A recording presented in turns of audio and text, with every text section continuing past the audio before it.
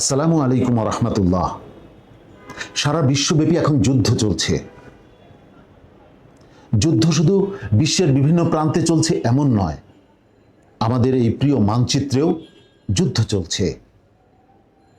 বস্তুবাদ ও ভোগবাদের কালো দৈত্যের বিরুদ্ধে সাধারণ মানুষের যুদ্ধ। আবারও কি এই দেশ ফেসিবাদে আক্রান্ত হবে? আবারও কি দুর্নীতিবাজ লুটেরারা আমাদের শাসক হবে? আবারও কি ভারতীয় আগ্রাসন আমাদের কাঁধে চেপে বসবে? সেই সিদ্ধান্ত নেওয়ার সময় এসেছে। এই যুদ্ধে আপনার আমার অবস্থান কোন দিকে হবে? নিশ্চয়ই আমরা সাধারণ মানুষের মুক্তি চাই। আর আমরা যদি সাধারণ মানুষের মুক্তি চাই, তাহলে আসুন আগামী 28 জুন শনিবার ঢাকার সোহরাওয়ার্দী উদ্যানে ইসলামী আন্দোলনের মহাসমাবেশে দলে দলে যোগ দেই। কারণ এই মহাসমাবেশ থেকে ঘোষিত হবে